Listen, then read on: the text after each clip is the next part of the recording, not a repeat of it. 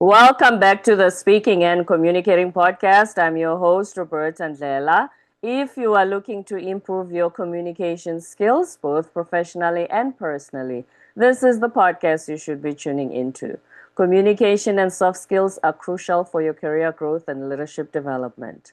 And by the end of this episode, please log on to Apple and Spotify and leave us a rating and a review. Now let's get communicating with our guest today, joining us from Arizona. Bryan Gastelle is a clinical psychologist. He's the founder of Empower Psychotherapy, has done background testing in ADHD, and helps couples with communication, anxiety, and how to deal with a partner who might have mental health challenges. And before I go any further, please welcome him to the show. Hi, Bryan. Hi, thanks for having me here.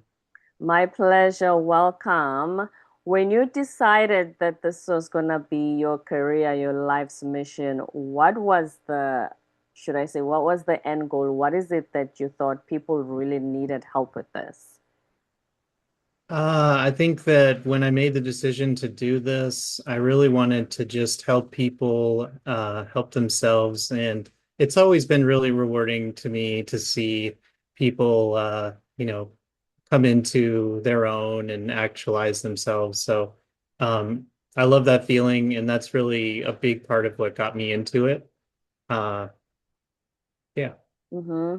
And what is it? Have you found that even when we go to therapy, we sometimes retreat back to our old ways? Absolutely. And why is that? I think it's very difficult to move beyond our old ways, and that's a lot of the work I do as a therapist is the reason that people end up being stuck is because the old ways are familiar, they're easy.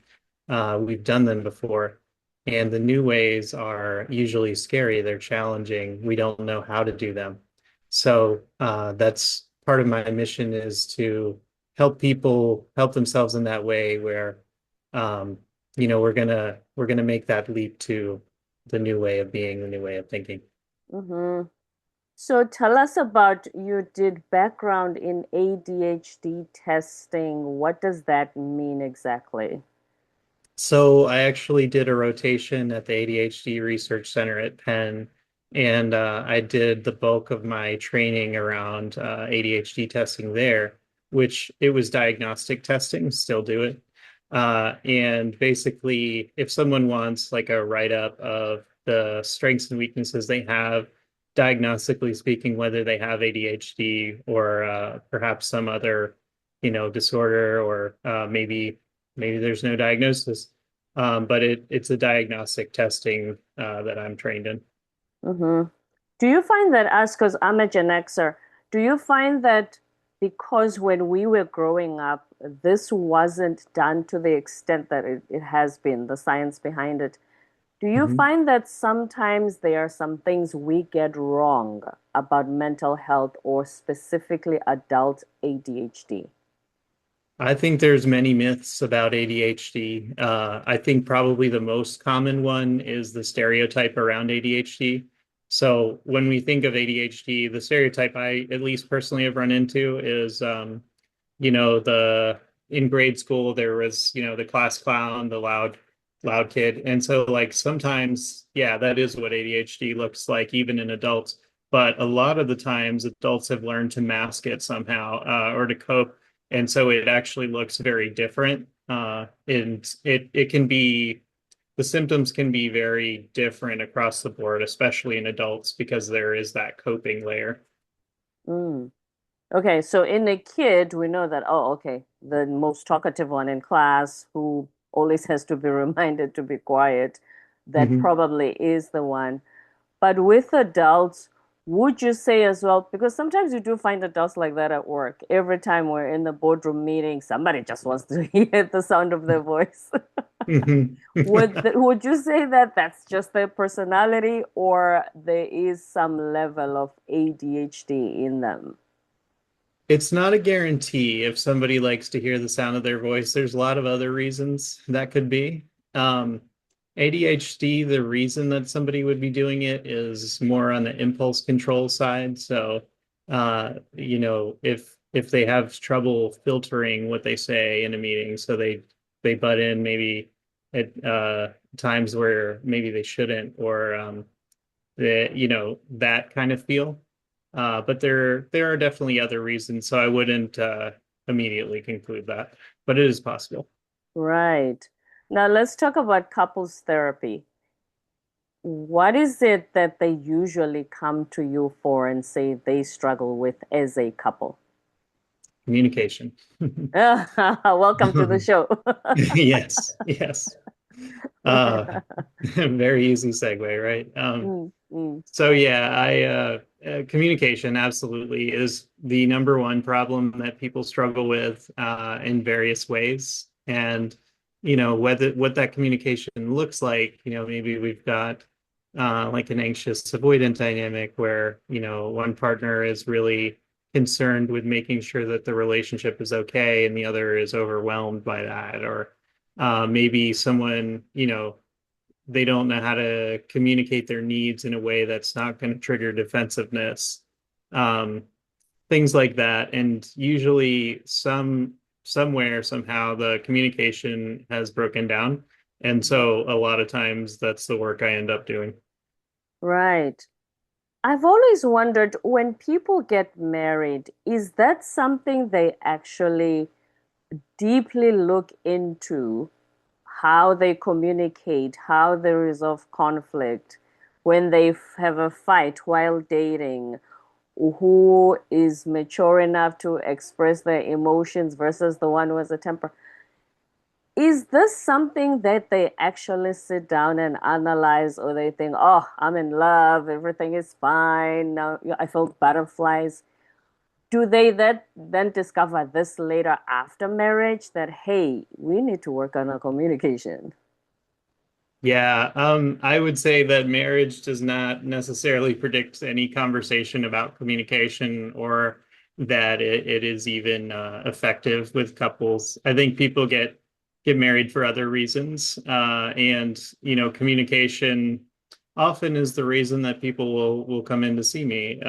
So yeah, I think it is important, and that would be ideal if people considered like, okay, can I say something and have the other person not get defensive, or how does our communication look? And then if there are concerns, you can always go into therapy, I'd say proactively, and deal with the communication early, which is often a lot easier.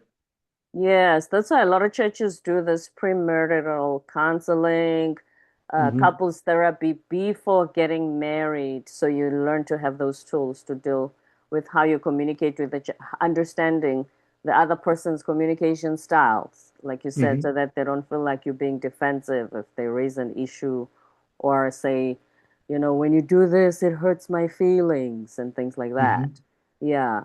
Because I think a lot of the time, while you're still dating, everything feels so good. Yeah. Those things come later when reality strikes. Absolutely. That's generally what I see too, is people often get married because of the connection and not necessarily so much the communication and whether they're confident in it or not. Hmm. Now, back to being ADHD, how does any partner, while they're dating, how do they know that my romantic partner is an adult ADHD? Like, how will anybody know that actually?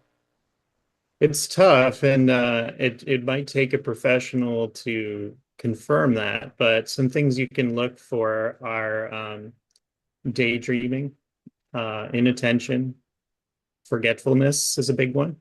Um, Hmm.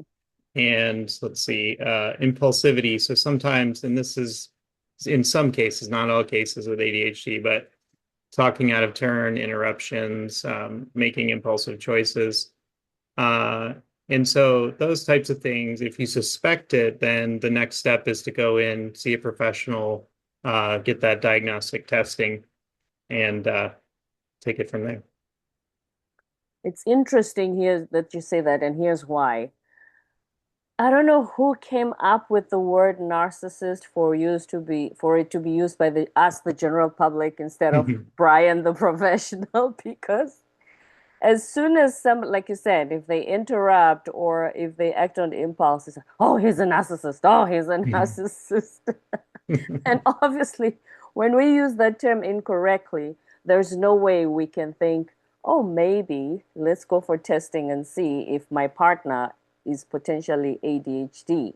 Because we Mhm. label everything narcissist right now if it doesn't agree with us. Yes, I see that all too often. It's definitely an overused label. It's made its way into social media and the public dialect, and constantly I will hear that. Hmm. So, So, yeah. do you have couples who come and say, oh, it turns out I married a narcissist. Please fix him, Brian? Yep. Yeah, absolutely. It's fairly routine. Mhm. Right. And also, when it comes to couples therapy, when they come to you, do they come to you when things have gotten bad to the point of where they potentially could get divorced and when they want to avoid that? Or do they come early when they start to realize that there could be some challenges they just want to smooth out? I would say the majority come later in the progression of these problems, and I would encourage folks listening to if you suspect any communication issues, go in early. It can be worked on if it's later stage and it's progressed, but it's a lot harder and a lot longer. But if it's early and you come in, these things can be nipped in the bud, if you will, and you can prevent big problems down the road. Mm-hmm. Because I don't know if that's human nature or something. When things are not as bad, we just keep thinking, oh, you just keep going. And then Mhm. when they're really almost over the edge, suddenly, let's get some help. Yes. Yeah, I think there might be something to that. Right, right. Yeah. Now let's talk about anxiety. What exactly is it and how does it manifest, especially to adults? So anxiety is a heightened arousal state, meaning our heart rate goes up, our body gets ready to act in certain ways depending on how intense the anxiety is. So it's like this keyed up state that we get into. It's a little different than fear in that anxiety is a reaction to something that we can't necessarily see in that moment. So being chased by a bear, that would be fear, versus like, I hope I get a good grade. That would be anxiety Mm-hmm. because one is very obvious and present, and another is more, abstract and removed from the present. So that's what anxiety is. And it shows up in adults often, actually, because we have a lot of things that contribute to stress and anxiety, bills, relationships, responsibilities, et cetera. So adults end up being responsible for a lot, and that can actually increase anyone's anxiety, really. Mm. So the one that you sometimes, like you said, being chased by a bear, it's very obvious and it's a fear. I have a friend, I hope he's not listening because I'm about to tell his business. He is so afraid of flying. He takes anxiety pills before he flies because his work sometimes requires him to do so. Mhm. Um, so is that fear of flying or is that anxiety? That's a really interesting question, and I think it might fall in that gray area because the anxiety and the fear are probably acting at the same time. So the anxiety might be your friend, being in his head, like, I hope that we get there on time, and just abstract thoughts about like, I hope the pilot's paying attention and stuff like that. And then the fear might actually be, you're sitting on a plane and you look out the window or something like that. And so it can actually be both, really, at the same time. Hmm. Um, So obviously, when it's both, there's no way, like you said, it's a gray area to be specifically identifying that this is what it is. mhm. Well, I would say it is fear and anxiety, and what those two can both be managed through relaxation techniques, grounding. So maybe your friend might want to try 5 seconds on every in breath, seven on every out breath, focusing on the air coming in and out. That's a favorite relaxation technique I'll coach people through. I'll definitely share that with him, see if it can help. Yeah, because he flies Mhm. a lot. His job flies him a lot. And when it comes to anxiety as well, do you find, so first of all, do you have patients who come to you and say, I feel like my anxiety is just, it's paralyzing. I cannot function. I need help. Yes, I definitely get those clients. It can range anywhere from more of a generalized anxiety disorder, which means like your baseline anxiety is higher than average, and that can be really upsetting and disruptive. And then all the way up to like panic attacks. Some people get regular panic attacks. Um, anxiety can really present in a lot of ways. Mm-hmm, But yes, I do work with a lot of anxiety to answer your question. mm-hmm. And then when it comes to burnout, is that purely caused by working hard, or are there some other factors that contribute to people feeling burnt out? Actually, working hard is not necessarily going to create burnout. It depends on the anticipation of stress in that work. So, if someone works hard and they love what they do and they look forward to it every day, they're unlikely to get burnt out unless they're like working at an extreme pace. But if somebody really despises what they do and stresses about it every day and only maybe works like 4 hours a day or something like that, that can cause burnout. So really, it's more of the anticipation of stress than it is the actual workload, although the workload does play a little bit of a role too, if that makes sense. It does. No, my face is like this because I actually never realized that those who really love what they do, they don't always experience burnout. Because I've Hmm. always thought, those people who don't ever take vacation and they work for 7 years straight, even on weekends, they don't see their families. And suddenly, the person says, suddenly I was burnt out after 7 years and I couldn't wake Hmm. up in the morning. I've always, hence I say, I'm glad that you're here so we can break down a lot of the mental health myths. I've Hmm. always thought it had to do with how much you exert your physical body for a lengthy period of time, no rest until it says, I'm giving in. It can, don't get me wrong. And somebody like that, maybe if you work 60 hours a week or something like that, even if you love it, the body can only take so much. And so that can cause burnout as well. So workload does play a role. It's just a little bit less direct than the anticipation of stress. Hmm.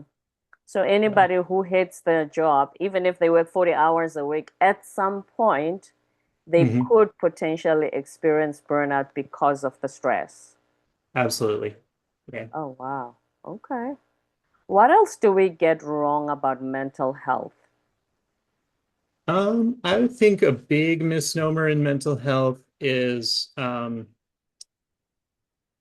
That's how do I say this? So I think that we operate on a model of like somebody's behavior is the indicator of who they are, right? And to many reasons, but to an extent, that's a good way to operate. So like if somebody asks a lot of anxious questions over and over again, we think, wow, that person's really, I don't know, maybe you'd make a bad judgment about that person. But I think we've got to realize that mental health is health. And so, we wouldn't criticize someone for necessarily like having diabetes or something like that. Of course. And it's like kind of the same thing. We have to treat it from a more medical standpoint and have compassion for those who struggle with it. That is very tricky, especially as humans, because yes, we usually tend to make a judgment about someone else based on their behavior, based on Hmm. their interaction. Like you said earlier, if they interrupt while other people are talking and things like that. So Hmm. we don't usually just jump into the mental health conclusion. We just think, who raised you? And things like Yes, that. You know what I exactly. mean? Exactly. So, Yeah, because obviously a lot of us are not professionals like you, so we don't immediately identify that, this is what's going on here. hmm It can be tough to see the difference sometimes. But yeah, if you see somebody acting strangely or encounter that, then I'd say the thing that anybody can do is think little bit about like, okay, why might that be? Rather than jumping to a conclusion or making a negative judgment, like, what's that person trying to get out of this? What's the Right. function? Or using the buzzword, oh, he's a narcissist. Yeah, yeah. Stay away from that one too. Please, yes. Okay. So since COVID, we started having this trend of, because obviously sometimes people couldn't physically consult with the healthcare professionals. We started having telehealth.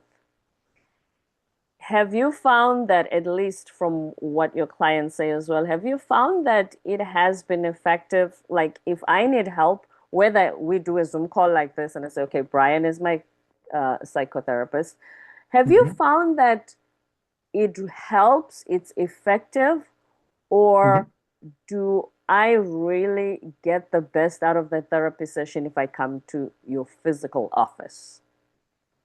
I would say the answer it ultimately it does depend a little bit, but in my experience, people have done really well with telehealth. In fact, sometimes even better than they would have with in person. And so it's a trade-off. In person, you get that human touch, person-to-person interaction, and also it does make people get out and get outside of their comfort zone, which can be good for certain things that people are going through.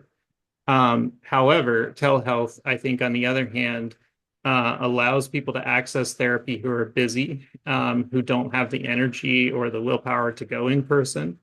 It makes it accessible for people who live in remote areas. So it's definitely an important part of the care, you know, spectrum, I guess. And it's COVID was ironically the catalyst for it. It wasn't around much before that. Right. Mm. Yeah, so everybody can have access instead of saying, "Oh, I live far away. There's no therapist in my little town." So they hmm can just have a Zoom call with their therapist and do that. And have you found that here's one thing I've always wondered about a group therapy session. hmm Is it effective for each individual attendee? Group therapy, absolutely. I think group therapy is a different dynamic, really, than individual. It offers different things, but it absolutely is effective. One thing that group therapy offers is peer-to-peer support. So sometimes when we're going through pretty much anything, especially mental health related, it can feel very isolating. We wonder if other people are going through it. Maybe we judge ourselves for going through it. And then you see, maybe if you're in a group of 10 other people going through the exact same thing, it normalizes it a lot. And you also have the benefit of the therapist. I think the trade-off is that in groups, there's less individual attention, right? Right. So we do have to let other people speak, and so it's a trade. But I think group definitely is a great tool. So it has its pros as well. Because I've Mhm. wondered, as you said, because you don't get the individual attention first, but also, is everyone in a group therapy session, are they vulnerable enough to open up to strangers? Because I can open to a stranger who is Bryan because he's trained. I know he knows what he's doing, and the client doctor relationship and whatnot. So, are they free to feel that I can open up to these 10 strangers? I think it probably depends on the individual. I think it might be a little bit of a trade-off where if let's say it's a depression support group, right? Hmm. And so somebody else opens up about their struggle with depression. I think that would encourage someone in the group say, like, okay, this is fair game. That person just disclosed how they're feeling. So, maybe I can too. But I think other people might feel intimidated by that. Uh, and so I think it really just, you want to be honest with yourself and think like, okay, would I rather talk to one person who's a professional, or do I want to open up to a group of people who are going through the same thing? Mm-hmm. So, And how different is that from your typical support group? If I'm in my community and I've gone through something and there's a support group for people who've gone through that, mhm. how different is that from an actual group therapy session that involves a professional like you? So group therapy with a professional is a little bit more structured. The professional will act as kind of a moderator and encourage, equivalent support and basically make it run a little bit smoother, uh, frankly. And so I think a support group is just usually it's peers, and occasionally there's a professional, but there's less structure. So a support group would just be like open sharing about it. Here's what worked for me. This is what I struggle with, that type of thing. Versus a group therapy session, the professional might jump in and say, like, offer a little bit of information and then redirect it to someone else. So we make sure there's equal participation and that it runs a little bit more efficiently. Yeah, especially if you have those people we mentioned earlier who love the sounds of their own voices and then the only ones who keep rotating when everybody needs to talk. Yes, yeah. Right. So, any couples listening today, what would you give them as a tool in order to better their communication, which will obviously make it better for their relationship? I would say as a tool, be honest with yourself and look at we all have emotions that we project to be safe, and then we have how we really feel. And sometimes those aren't the same. So if I'm showing up as angry because I feel threatened that, my partner said something that made me wonder about the relationship, I'm going Mhm. to maybe huff and puff and look angry, and that's going to create defensiveness and go nowhere. Versus if I'm honest with my partner and say, hey, what you said made me feel kind of insecure. Did you mean that? That's going to create two different reactions. And so look at the primary emotion rather than the reactive one that we give out, if that makes sense, folks. So, It does, because I'm yeah. thinking, especially for me, for instance, I I would say sometimes if somebody does something like that, because I always say, oh my goodness, cruelty scares me. I fear cruelty. I'd rather a person says, Roberta, what you did hurt my feelings versus saying something really painful just Hmm. because what I did might have hurt you. Instead of Hmm. addressing it, you say something worse back to me. Yes. That scares me. So I just withdraw and say, whoa, this was like a bear coming charging towards me. Yeah. So, yeah, some of us, yes, you find that. So, the more you do that, the more we step away, which obviously means the relationship, Hmm. you see, we grow further and further apart. So, I think it's very important.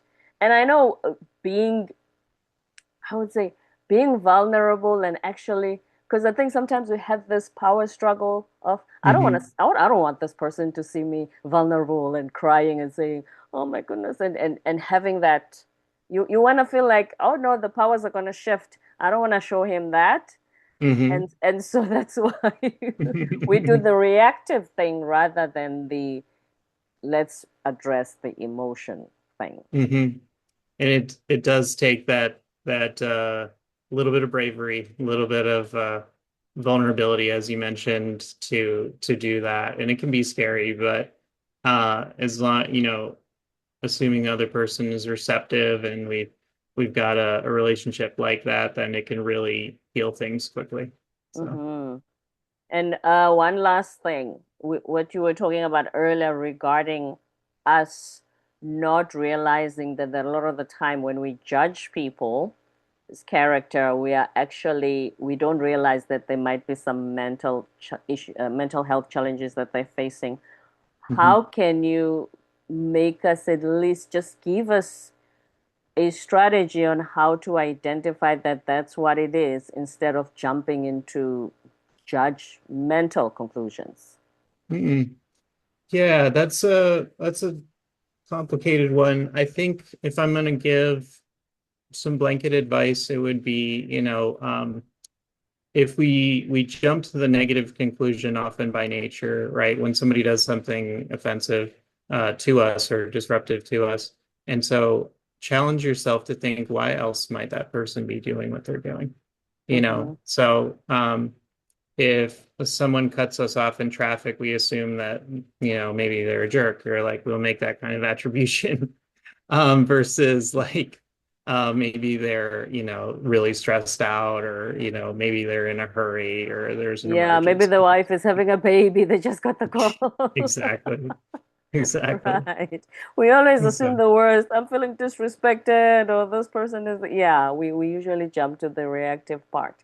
Any last mhm. words of wisdom, Brian? Anything that you were hoping to share today that I haven't asked you yet? Of course. So folks listening, if they want to learn more, I've got some free resources on my website, www.empowermytherapy.com. If you scroll down a little bit from the homepage, it explains the best practice for each major thing that we treat. Also, you can get 20 minutes with me if you're looking for care.